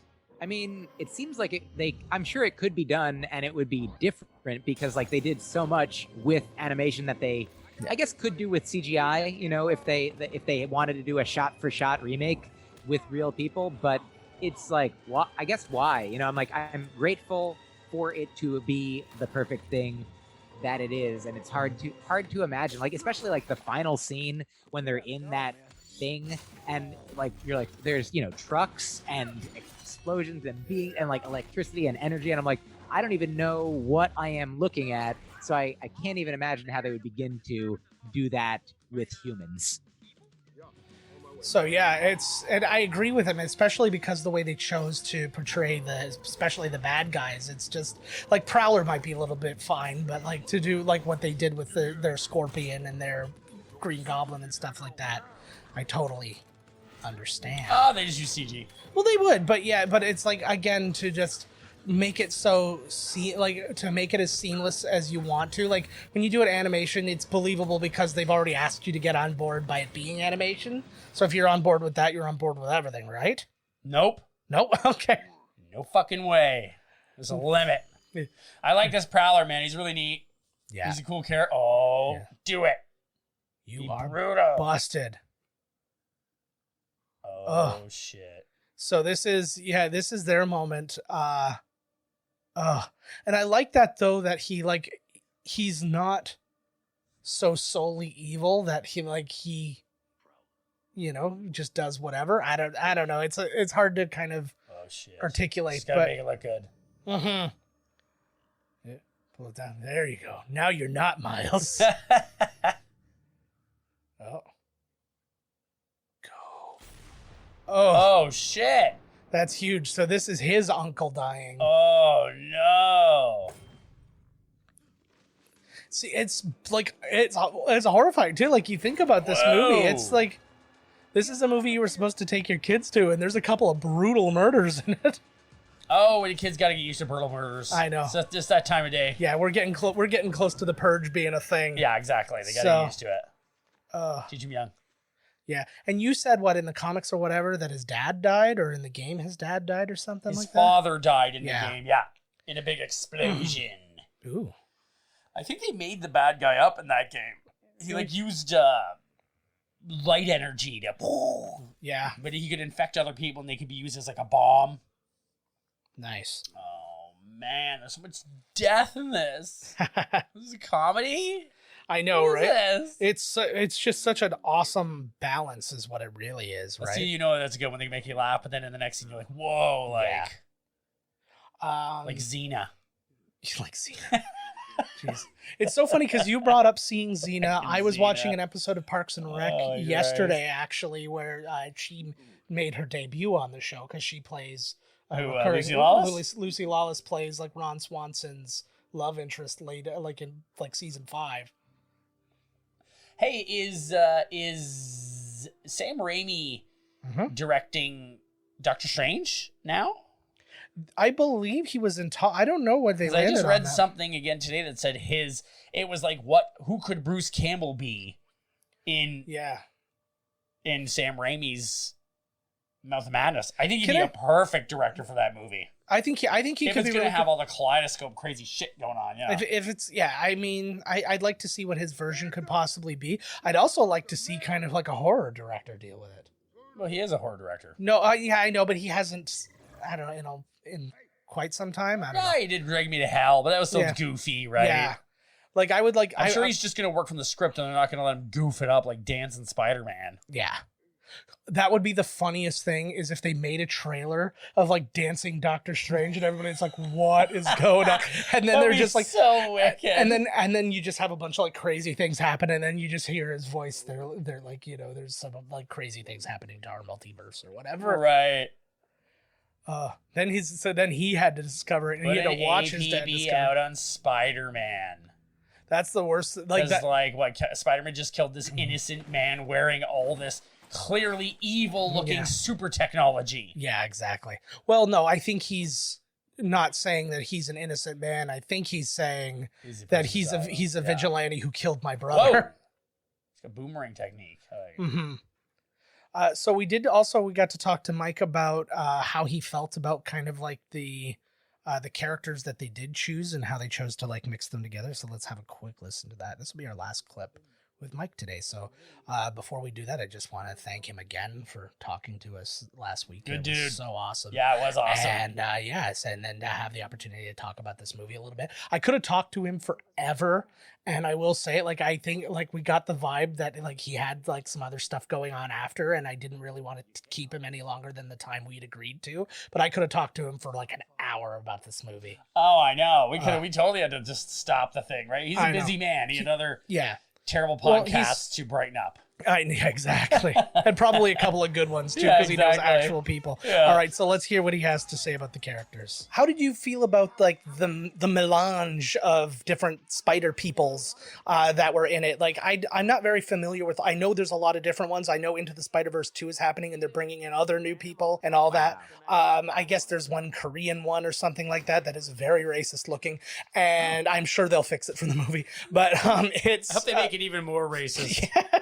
No, but how did you feel about that mix and how they kind of worked together? Like, too many, too few, or just right? I feel like, I mean, I think they knew what they were doing, and I'd say just like, even if some of them weren't there, would have been fine. If there were more, probably would have been maybe overboard, who knows? But I do think they had a good mix. Like, the ones I think I read, like the ones that I'm not as like familiar with or haven't read as much about were like the giant, Asian robot one. Yes. And the Spider-Man Noir, I might have read a little bit, but like I'm not, but I feel like even without knowing them, like just knowing their name and their look and their vibe, you're like, okay, I get what this is about. All right, so yeah, thanks again, Myq. Just occurred to me that we played a lot of this movie with the audio actually playing in our record. There's nothing I can do about that now, so I apologize to the people of Sony for that if that becomes a thing. I'm sure it is. Yeah, they're going to be worried about us. Yeah. Well, I mean, they probably got nothing going on. They probably are like, boop, they got something on the old rip-off radar there. Probably. Some guy wearing a Spider-Man costume, like behind the desk, he'll be Spider whatever. A Spider security from the security dimension, Ox 95.7. It is heartbreaking, and it's like, I understand, like, it's because at one thing I feel like they're being awful hard on a guy who's very new to his powers. I agree, but they don't believe in him. But it's also a matter of what the stakes are. Yes. They're like, it's we get home or we die, and you're not there yet. And you see that? Yeah. Everybody falls in the first jump. Exactly. Everybody cries on the first hump. I didn't cry so much as just like constantly scream, I'm sorry. So there they go, the whole team. Again, I like this version too. There's clearly nothing above them that they're swinging from. Yeah. I like I thought I enjoyed when they would I thought I enjoyed when they would like explain what he was swinging from, and then it occurred to me when they finally did explain that I never cared. Yeah. I was just like, oh well. In the game, you were always sticking onto a building or something. Yeah. Sometimes it didn't really make sense the direction you'd be going in when it was like, But still, good enough for me. Yeah. You gotta wrap it out with your dad, bro. Why don't you go? Is this his dorm? Is he in prison? What is this? He's in confinement? He's in his dorm. He's in like, it's weird because he's in like a boarding school kind of thing, but he lives in the same neighborhood as his home. Right. Like, that would be like, we're sending you to military school across the street. Don't talk to me. Oh, no. Yeah. I gotta, though, give it up for that, because that school looked like an expensive-ass place to go unless he's on some kind of scholarship, and I was like on a cop and nurse's salary. Although I don't know if she's a nurse or a doctor, to be honest with you. I don't know that they actually nailed that down. So it might be sexist of me to even have mentioned that. Let's go ahead and say doctor, because yes, all women. Yes, yeah. Good. And that was the thing with Lauren Velez in Oz. Everybody always people would always call her nurse, despite the fact that she was the friggin' lead physician. So she likes it, yeah? Mm-hmm. I didn't go to goddamn doctor school to become a nurse. Oh, I got screwed up because you notice they are a different, or unless they're just not allowed to use the logo because it's PDNY instead of NYPD. So I don't know if that's a dimensional thing or they're just not allowed to use the NYPD logo. I think that would be weird if they couldn't. I know, I would think so too. And you've seen it in so many other things, and like, I don't know. Maybe like NYPD didn't sign off on it because they were like, well, we would be we would be down with Spider-Man if he was real. Like, we'd I'm love down. we'd love his help. Oh, I'm sure some of the cops wouldn't. The crooked ones, they're all crooked. Yeah, well, yeah. Except for Miles Morales' dad.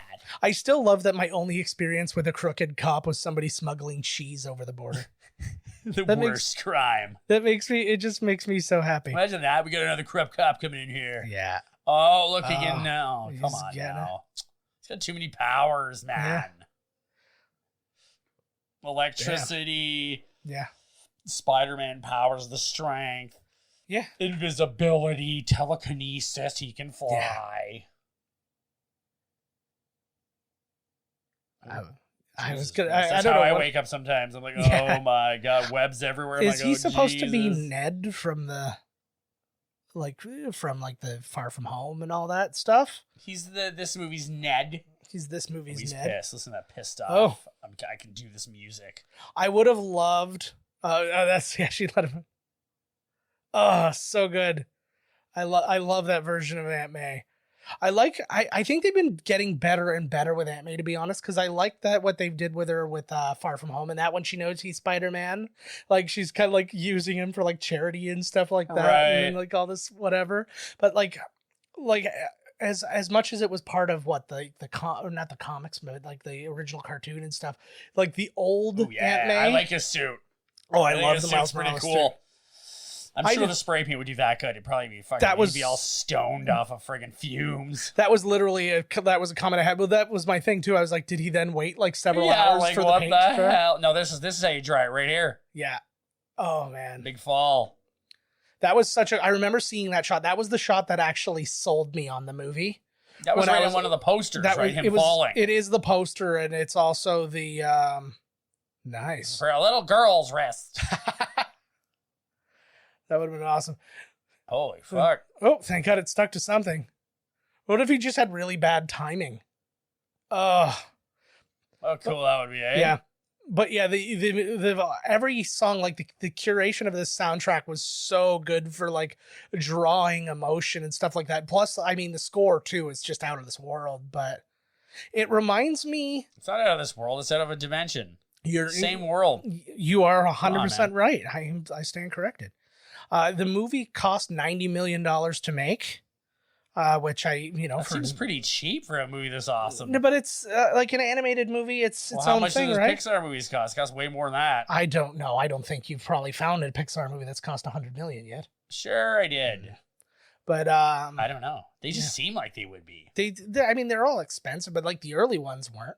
Like Toy Story We was. need a and stuff. Bug's Life. We need a Bug's Life sequel. I never liked A Bug's Life. If like I'm probably on the minority for this, but I always preferred Ants. Oh, Ants was better. Yeah. Ants was the okay. weird DreamWorks one that was actually, I liked it better, yeah. Woody Allen, Jennifer Lopez, and Sylvester Stallone. Stallone. Yeah. But like, if people like think like I say that, and most people think I'm nuts. Which is funny like, because they've worked together way back. yeah, Woody Allen, Stallone's like a thug on the subway. Lord of Flatbush, right? No, it's Woody Allen though. Yeah. Oh, isn't that? Yeah, and Woody Wasn't that Allen him? comes Oh. onto the subway and Stallone's there. I don't know which one it is. Oh my god, there's Yeah. Spider-Man everywhere. Spider Waiters, Spider Cook. Yeah, that is a. I like that too. They're like, oh, this is lucky. It's so neat. I like It that. is cool. I I understand that like all the other Spider-Man in there, and that kind of makes sense. But the ones that aren't exactly Spider-Man, why would they not still stick out? Like they're like, oh, it's like Spider-Man, only Spider-Gwen. Like nobody's saying that. He's Except gotta us. go say something. Yeah, it's a They've really done a really good job of cramming all of this in and making it cohesive and making the emotion there. Like they did a really good job. for sure. Oh yeah, so we didn't talk about how much money the movie made after how much it cost. It made domestically $375.5 million. So I mean, very respectable. I mean, not as I don't think as much as like the live actions, but I mean also the live actions had something else to tie into to really like drag you into it, where this one was kind of like it had to sell you all on its own. Which I mean, being Spider-Man is enough on its own. And I mean, again, when it's all said and done, when it came out like across the world, it probably again was probably like a $700 million movie, a huge profit. So it's awesome. Oh shit! The bread rolls are rolling, baby. Ooh, something we didn't multiple talk about. different types of bread. Yeah, well, you get It's that a party, bro. and yeah, in good places. I remember that was one of my favorite things. We were at Gordon Ramsay's steak in Vegas, and the first thing they do is bring you this like little thing of bread, and it was all these different types of bread, and I'm like, this is the best day of my life. And they hadn't even wheeled out the steak for me yet. I'm gonna send the steak back. I'm just gonna bread it out here. So talking about Nicolas Cage too, we didn't really talk about any projects that he's got upcoming or anything. We obviously know everything he's done. We don't have to freaking go over all that. But he was, or he is going to be playing Joe Exotic from Tiger King. Oh in my God. In like a limited TV series That's about the amazing. characters. So Yeah, he needs all the money he can get. well, he says like I'm like, oh, what has he got upcoming? Oh, like 150 things because like paying for like all those dinosaur eggs doesn't like that ain't cheap, bro. I love because oh shit, like he's not the regular money waster. Like he's not like a Johnny Depp who spends all his money on like scarves. And like he's or like somebody who like just blows all his money on like you know Porsches gold or and cars. He's like, I have dinosaur bones and I've well, he claims he was really ripped off by his money handler. I'm sure that you gotta watch out, man. You gotta make your money handler like your mom. So at least when you get ripped off, it's like, Mom. Yeah, exactly. Yeah, I mean, there's so many people. Well, I think there's so many people who just don't know the stuff, and then they're like, you know what? You seem like you've got this, and I'm just gonna like put it, and then it's like you can then go forever just siphoning off of you. But because you're making so much money, you're so friggin' rich that you never notice, right? Yeah, exactly. Like a check has never bounced. What's $1 million gone? Yeah, you don't even know that like Johnny Depp owns an island, for God's sakes. Yeah, you know that like Amber Heard hired a private detective to search into Johnny Depp. Yeah, they found nothing. Really, not one thing. Nobody would say a bad word about him. Nobody would. Yeah. It's that, like, you know, I am very much a believe women thing, but it's like so many things kept coming out about her. I'm like, okay, I think I'm just going to call this one. Yeah, no, it was all her. Yeah, like, I like the Spider-Gwen costume, too. I do, too. Mm-hmm. You made a really good comment, actually. It was in last week's episode, but that this was a movie that allowed everybody to be Spider-Man. Oh yeah, that's right. And I really like that fights comment. As a kid. Mm-hmm. It was like, I want to be Spider-Man. No, you can't be. Now we can all be Spider-Man. We can all be Spider-Man, but also it doesn't matter if you're a girl or if you're black or if you're a pot-bellied pig. You know what? In the next one, they need to do like Spider-Man in a wheelchair. Yeah. Is there that version? There should be. They may have to make up a couple of, and I think that people will be fine with that. And I think most people will know the difference. Like the chair is a spider. Maybe his chair is a spider instead of wheels. It's got the legs. And now we're getting back into Wild Wild West. He's still got. You know, I'm always on the Wild Wild West. We were just talking about that before we were recording. That was very funny. But what powers could he have if he's confined it would have to be the chair? I think that he would be controlling the chair with his mind or something like that. Or you have to be strong, or kind of, or you could have Man Spider. That was a thing. Man Spider, who is like he is a spider who just kind of has like some. He was bit by a man, a spider that was bit by a man. It was right after Spider-Man was bit by a spider. They found out about it, and he's like, "Oh yeah, I hate all spiders now," and he bites them, and then he. Yeah, it could be in his dimension. They're all living spiders. Yeah, who knows? And then this dirty human comes along and bites him. If I would have liked to have seen it, like I don't think it would have picked up for most people. I love what he said. Like everything he says is so good as Nick Cage. Hard-boiled turtle slapper. Exactly. But I would have liked to have seen like everybody's spidey sense moving at a slightly different pace. Like it would have been cool to see like maybe because he was really tearing her up there. Yeah. No, but maybe because like Miles is so new to it that maybe his like spidey sense is more sensitive, so his pops up like a split second before the other guys. Or this was cool because you actually got to see him like do like because like. Oh, you get to see him. He goes to the cartoon universe. This would be cool. Spider Ham. This would be cool. Like this would have been a cool game for them to have been able to make, or even that Spider-Man that you had. That's if you could what I was going to say before. Like I was like, I wonder if they came out with a game, the Spider-Verse. To my knowledge, no. I don't think they did either. It'd make a great game though. I'm surprised. Again, it's probably got a lot to do with who's doing what and rights and whatever. I guess this is strictly a Sony movie though, so I guess they could have done pretty much Spider-Man rights, right? Yeah. Yeah. This was a good one that they did. Mm-hmm. You didn't make the suit, you painted it. This was awesome. Like this is that teamwork stuff that you always like are hoping for in like these movies. Like I think it's something that X-Men really failed to do, is like they kept wanting everybody's individual powers to shine, so you would get a lot of one-on-one stuff. I love the team up stuff. Avengers know, that's the best shit. Like Avengers did a good job, especially like in that was crazy. It was like what was it? Civil War? Yeah. Yeah.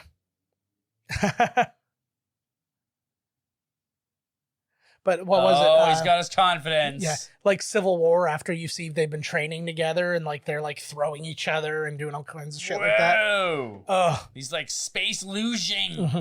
You know what? This is another thing. Now, I don't know where this could land again because of rights and stuff, but this would make an amazing kind of like 4D ride. Yeah, fucking A. Like imagine It'll like have to be a thing. Like you're the new Spider-Man. Like you're the next Once Spider-Man. the new Avengers Tower opens or whatever, right? Oh, I'm looking forward to that, man.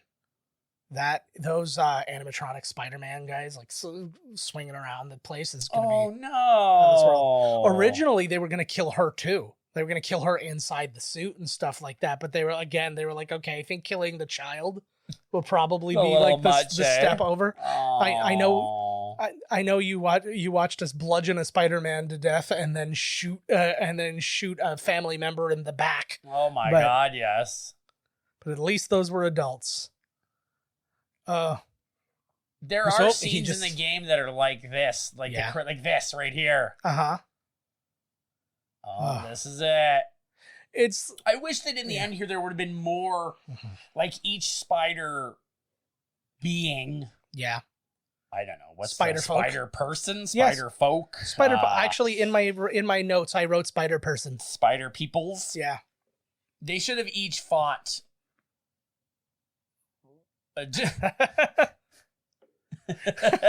He's so good in it. Like this is a reminder of what Nicolas Cage can be. He doesn't always. I think in live action he does, like purposefully chooses to not be it. Right. Like he's like, because he wants to use his body and go. Is he allowed to say that legally? Yeah. He was really good.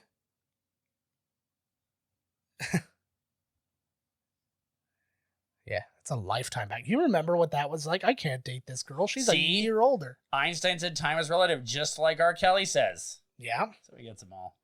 Age ain't nothing but a number. It's weird because they sometimes talk to each other like they're still interacting, like they were at the school, like they're in the school. I guess she was there. See ya! Oh. She was from a different dimension. Yeah, it's fine. She's not the Gwen here. Well, that's what throws me off. It's emotional. Oh. Uh-oh. There you go. And that's another thing. I do like that you could actually show the Spidey senses in this, because I think that communicating that will be a little bit tougher. It's like that one scene in Star Wars Episode 2 where they both have the same sense at the same time, and then like Obi-Wan goes, I sense it too, and they just run into the room. I was like, rather than have a moment where they both, you can see them both have the exact same realization. Yeah. Going? Jedi. Give him Tell him, Miles Morales. Kiss him. Yeah. He should have pulled him or kissed him and then that would I'm gay. That would have been amazing. One more twist. Yeah. Spider gay. That's why him and Gwen became friends. Yeah. There's a real reason. No, it's Peter is the gay one. He's like, there's a real reason I broke up with MJ. Hard. Too bad there, kid. I like that too. Like that was good animation acting. Like the satisfaction on his face that he knows that everything's okay, right? But he doesn't really. He tied him up on purpose just to tell him that he wasn't ready so that he could, Yeah. That would have been the best. He knew what he needed to do. That would have been the best. He's like, he's probably just like, I get to go home. I really don't care what happens. Woo! See, this is a scene when we were talking about the whole live action thing, and it's kind of what Mike alluded to. Like this would have been a hard thing to recreate. It's doable because I mean they essentially do it in Doctor Strange, but it's like it's not the same. I don't think. Multiverse of Madness, I think, is going to be the thing that comes the closest to this look. Yeah, I think so too. Should be crazy. Yeah, I'm really looking forward to it. Man, he loves killing Spider-Mans. Yeah, I need all the Spider-Man. Oh, there's Vanessa. Oh, I can't kill you in front of my glitchy wife. So yeah, you can hear Lake Bell's voice in there. She's barely in this movie, but again, that really speaks to, she does a lot of voiceover stuff. She's in, if you haven't seen Bless This Mess with her and Dax Shepard, it's actually quite funny. But like, she's one of those people, she produces and directs a lot of shit herself. She actually created Bless This Mess with her like writing partner there. It was awesome. Oh, buddy, I don't feel bad for you, Kingpin. You're a prick. Yeah. Yeah, you killed my uncle in front of me. I'm not Kills that, everybody. Yeah. I'm not that brokenhearted about like making your already dead wife not exist again. Right. Oh shit. Oh. Daddy. She just yells it out.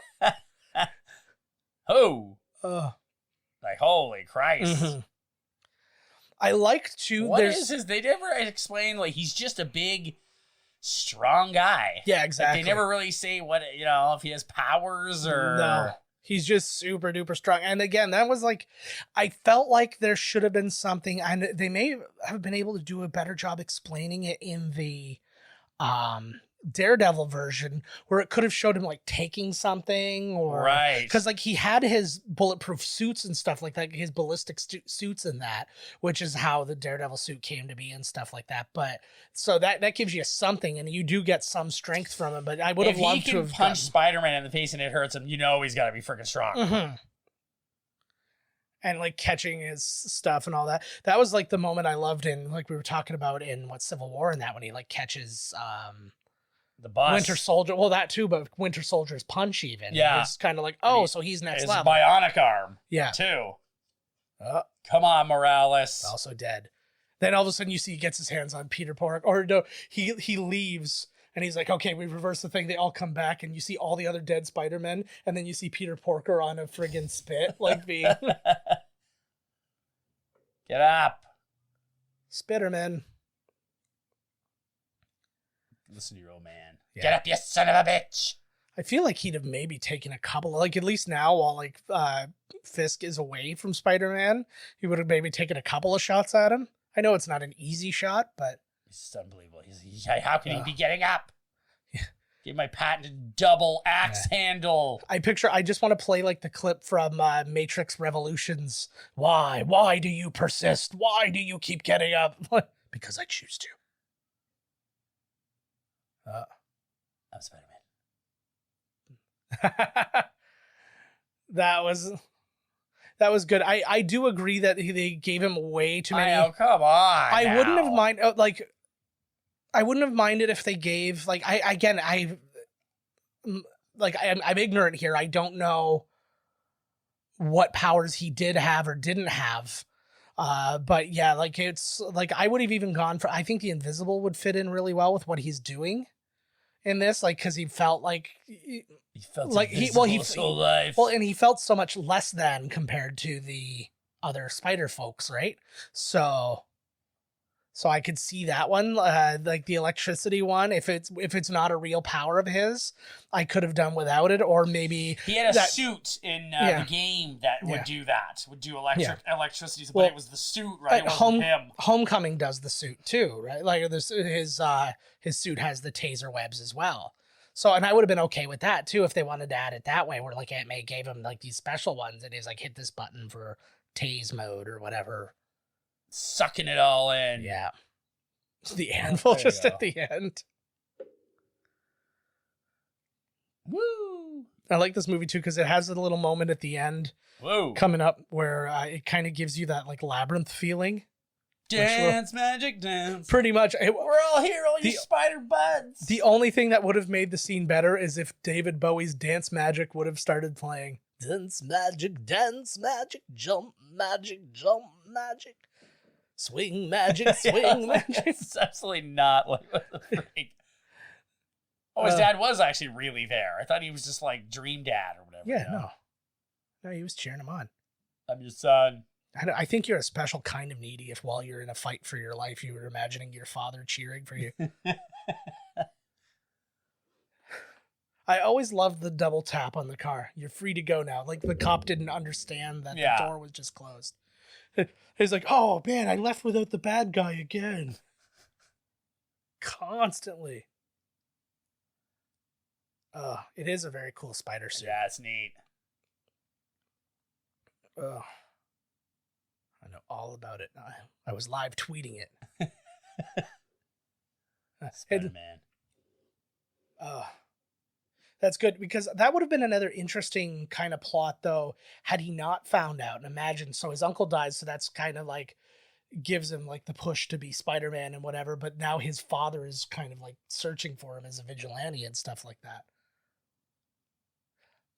I was going to say, too, because like we were saying, like a lot of people seem to be NYPD. I was like, I feel like a lot of jobs in New York are NYPD.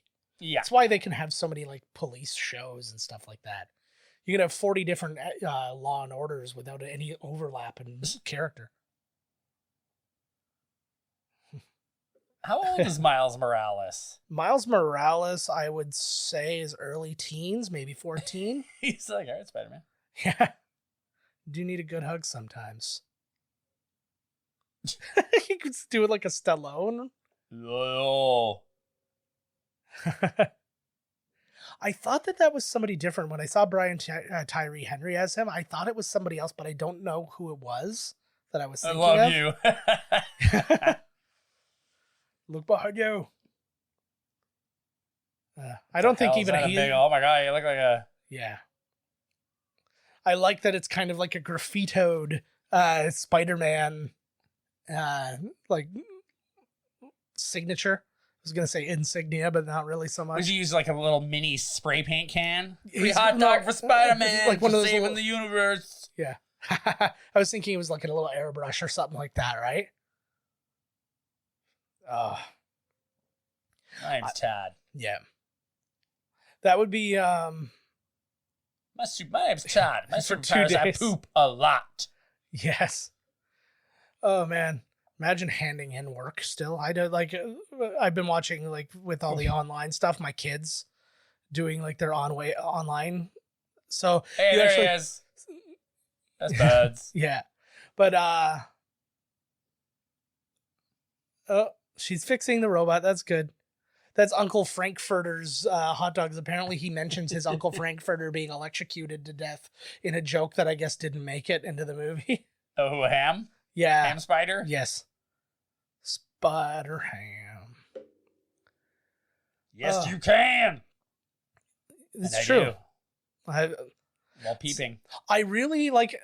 I honestly feel like it's one of the main reasons I want to lose weight is so I can go to like a Comic-Con dressed as like these characters and like the form-fitting outfit Like and that. not feel like a fucking nightmare. So what? That's everybody there. Yeah. No, but that's why I don't want to do that, because I've seen that. I've seen Why can't fat people be the, it's all cosplay. Yeah, but I've seen Deadpool's belly hanging out and I it's know, fucking right? horrifying. Like it's not what I want. So this is kind of like your lead in, right? Like it's like I feel like that's... Oh, were they just talking to him? Yeah, like well, literally she just Gwen just reached out. She's like, "Miles, can you hear me?" And he looked up and he smiled. At me. Yeah, at you. Whoa, all am I a about spider dude? Yeah. Mostly just what you do is when somebody comes into the room, you stop dead. And then you hang. No, not even that. You just stop. And then you bite if I try to touch you. If I try to pet your fuzzy back. Why are you Oh leaning my on me? god, I'm gonna shit my pants. Well, I hope you don't. See, so you can see screenplay by Phil Lord and Rodney Rothman, but like I no... think this is a... What? I think this is Kendrick Lamar doing right here. This could be, I don't know, I can barely hear it. So yeah, Brian Michael Bendis is the one who created Miles Morales, and he had adopted African-American children and all that, and it was he wanted to create, that's why he initially wanted to make Miles Morales black too, is to like give them a superhero, right? I actually don't know if he's black himself, but the fact that they were so adamant about pointing out that his children were adopted make me think that he's white. Who? Brian Bendis, who created Miles Morales. Yeah, that is a very cool... I wonder if they were all in the booth together, or if it was just like one of the things where they never met each other. They're never in the booth together. They never... Only randomly you'll hear about, like... I've heard, like, The Simpsons does it occasionally where they put them together. And it allows them to do a little bit of, like, improv and stuff like that. But for the most part, because everything, especially something at this level, everything is so set, there's no sense in you guys being together. You're going to do the performance the way it needs to be done because it's the only way it's actually going to work. Right. So, you let us deal with the chemistry. That's too many Spider-Man. Imagine it was this, but like that would be like Smiths. It would be. I was just gonna say it would be like the Matrix Reloaded. It's just and that one that they hold up there, like every concert, they're like, "No, we hold you up now." Yes, it's like a pool. Wait, you already held me. Oh, look, there is. Look. Oh shit, they are cooking him. That's amazing. But why are they? Oh, there we go. That's much better. But why are they cooking him? They're friends. Why are they roller skating? Oh my god, they're having a great roller skating party. Yeah. This is like the place in Rick and Morty where they drop off all the Jerrys. This actually reminds me a lot, too, from an imagery standpoint of the opening of Deadpool 2. Yes. With the Out of Ashes, like Bond-style thing. God, I'm trying to wrap my head. I didn't like the plot of Deadpool 2. I didn't mind it. Where, like, they gotta say the kid's gonna ruin the universe and all this. I'm like, come on. Well, I think the big problem is they needed... Or they wanted Cable so bad that they needed time to somehow be involved. That's right? The thing, right? So here's the person who helps others simply because it should or must be done, and because it's the right thing to do, is indeed without a doubt a real superhero. Quoted by Stan Lee. It's just like all the people sitting at home doing nothing. Yeah. They're the real heroes. Yeah, the people who aren't being assholes with bazookas at Subway right now. You're not heroes. The people who are I used to bring my bazooka to the Subway just so they'd put a little extra sauce on there, but now I bring it because it's my God-given right. You betcha. All right, guys, we are going to slowly. Oh, Post Malone was a Brooklyn bystander in this. I did not notice that. Can you be like a background guy when you're like a cartoon? What? They probably drew him. It was probably like they let him come visit, like to show like what things were like, or he might have done a song for it or something like that, and they just like quickly say, "Hey," like just yell, "Hey, look out," and then they throw it into the thing, right?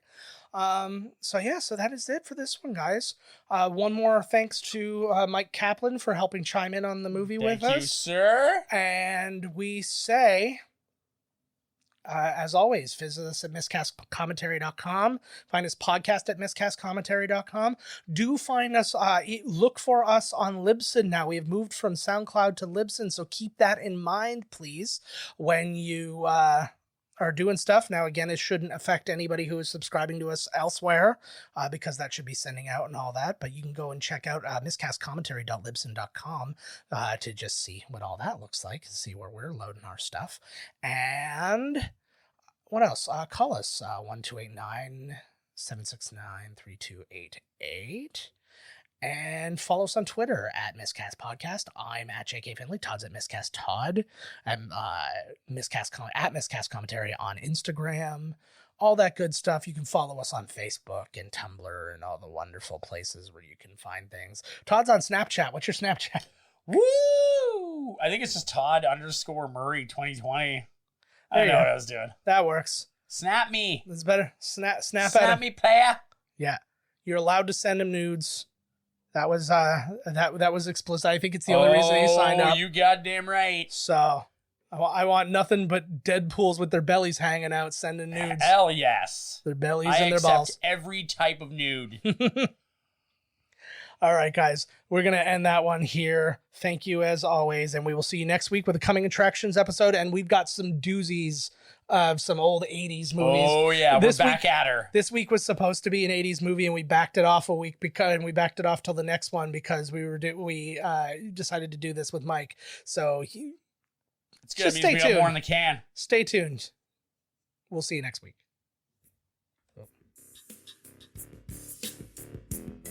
This has been Miscast Commentary with your hosts, Joe Finley and Todd Murray. Executive producer, Joe Finley. Be sure to like, comment, and subscribe to the podcast wherever you listen. Visit www.miscastcommentary.com for all news related to the podcast. Miscast Commentary is a Miscast Media production.